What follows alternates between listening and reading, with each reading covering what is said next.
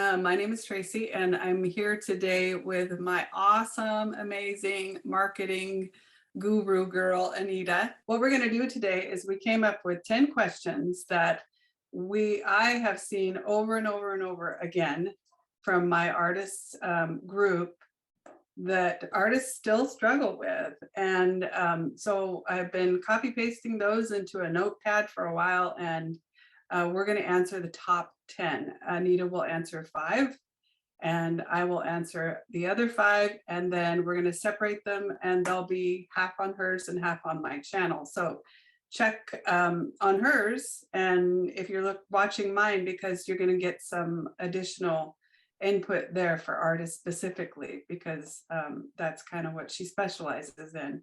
So let's go ahead and get started. The first question that I have for Tracy is, what is the simplest way to get your art online?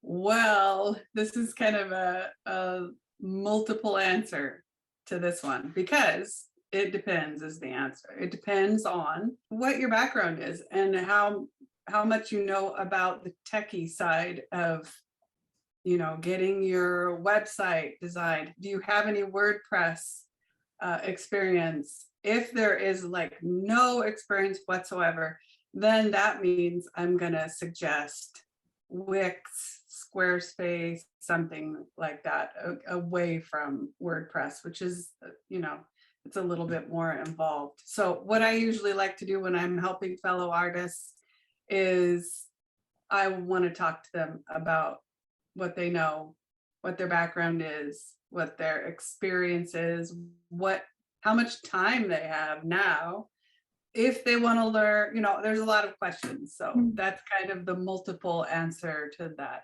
answer. So the second question is, how do I schedule painting and do all the techie things as an artist?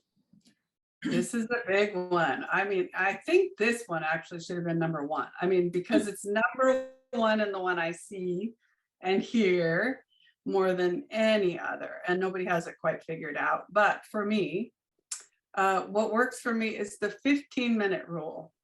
I try and do 15 minutes every morning when I first get up and paint. And so what happens a lot of times is I have all these things in my head I should be doing instead of painting. And once I get into my 15 minutes, I'm in the flow. I am not thinking or caring about anything else. And that determines to me, yeah, keep painting, and that might mean another 15 minutes, or it might mean 2 hours. It just depends on the urgency of the other things in my head that need to be done that day. So one thing I noticed among other artists is they have this vision of what a professional artist who sells their art, what their life looks like. They think they are home painting 8 hours a day, every day of the week. That's not real. And it might look like that. A lot of artists want to portray that on social media, but it is not true. I don't think any of the artists that I am friends with and associated with paint like that. It just doesn't happen. It's not real life. So, if you have 2 hours to paint in your week, then you can sell your art and you can be a professional artist. Okay, next question. Should I hire somebody to help me? Ooh, okay. So my answer to this is absolutely. If you can afford it, do it. I mean, there's so many advantages. I know this is how you and I started together. I had learned after, I don't know how many years of trying to get my art online and, sell consistently. I just learned about myself that social media is not my thing, and I don't love it. It's not how I want to spend my time. And so as soon as I could afford to do that, I hired you. And I was so glad that I did, because it took this really big thing off of my plate. And I know a lot of people can't afford it. So the the challenge there is, use that 15-minute rule again. If you're watching a movie, sitting, relaxing, whatever, use 15 minutes, schedule some time to get on social media, chat, or post your art, and just do it and keep it, consistent if you have to do it on your own. Yeah, I know we talked about this before, but before we started working together, you had been on Instagram for 10 years and you had like 100 followers. And then it took you like 10 years to get 100. And then after we started working together, it just kind of started multiplying. So that kind of shows that really help is important. And also for other artists that are like watching this video today, like, if you don't have time to focus on social media and if your accounts don't grow really fast, like, don't get discouraged. Well, so next question is, how do I know what to charge for my art? Yeah, this is another one. It's a broad answer, but artists are confused by it. They don't know where to start. And so I just recommend, when I am helping other artists, test the market. So that means if you're doing the social media thing, which, right now, unless you're getting into a gallery, you're going to have to do it. That's the only way to sell your art, right? So put your art, I do a lot of time-lapse photography. I never paint without my phone on time-lapse, and put it on Instagram, and then test the market, like throw out there, how much would you pay for this? And if you're getting people that are like, I would pay $50, or you could put a price and just see if it sells. And the last question that I have for you is how to take the best photos of your art, because nowadays it's very important to have good photos that you can use for social media, and I would say photos and videos too. So what do you do to take the best photos and videos of your art for social media? Well, I have an amazing Canon D9 or something like that. I don't know.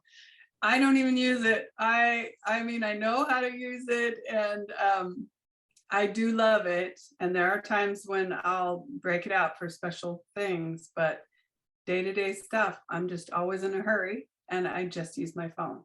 And so the suggestions that I have for new artists starting out is, you have a phone, use it, take it outside. You don't have to start out by buying the big, lights.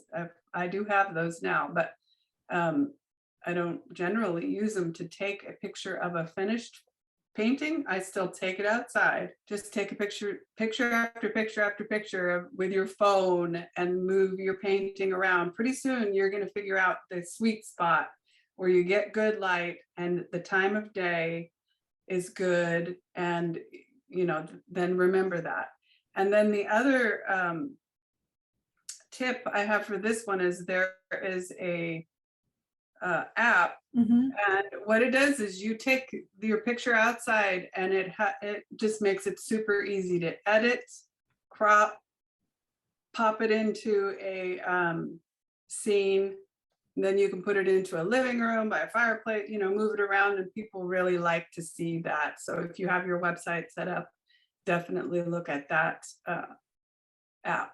Yep. And I know when we posted images of your paintings in in a living room, or in like a real environment, like they got really a lot of likes on Instagram. So that definitely helps. And yeah, you started me on that, because I wasn't really doing that so much. I would do just a little simple thing, but once you started doing the little farther away picture, like the cat, you can see the couch more, you can see more furniture, you can see more of the room, and then there's the painting. I don't know, it just gives more of a visual of what it could look like in your room. So that's when I found that app. And me personally, because I don't have that app, and I think it's paid. So for me personally, I used Canva because I have a paid account for Canva. So so for people that maybe don't have the budget to purchase the app right away, they can definitely start with Canva. And even the free account you would be able to do a little bit, not like what you were doing, but you can do a little bit with cropping in a photo into a room. Mm. And another thing that I think we learned working together in regards to kind of having good images and good photos of your art, it's really important that whenever you post a photo of your art, that the entire painting is in the photo. So it's not like cut out. And sometimes it's difficult because like on Instagram, for example, all images need to be square.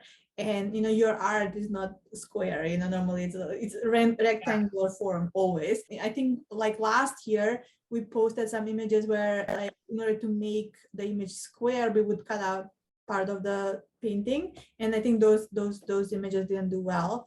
One thing that we learned is that we need to show the full painting in every image that we post on social media. I agree. We found that out. And the name of the app, I had it wrong. It's Smartest. Smartest. Okay, so smart and artist. Smart. Yeah, Smartest. Okay. Yeah, so check that one out. Do you know how much it costs?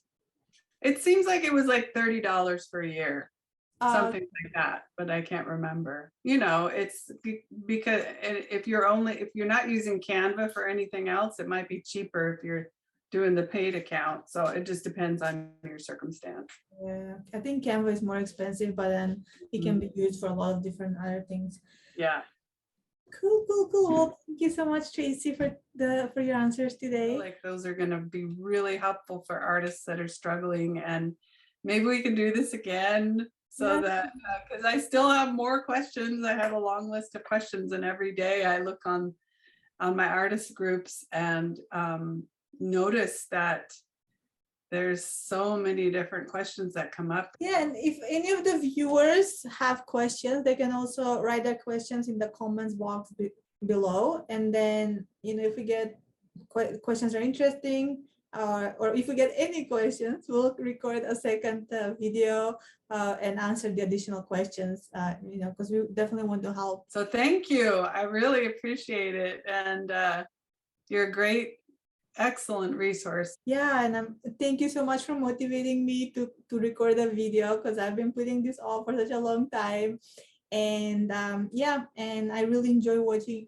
I really enjoy looking at your art, and I hope that people who watch this video will go to your website and see all the different paintings that you have available on the website for sale. Yeah, and so how can people get in touch with you, Nita, if they want to have your help in marketing? Yeah, I think the best way to get in touch with me is over Instagram. So I will include a link to my Instagram profiles below, and also your Instagram profile. And great, thank you. Yeah, thank you.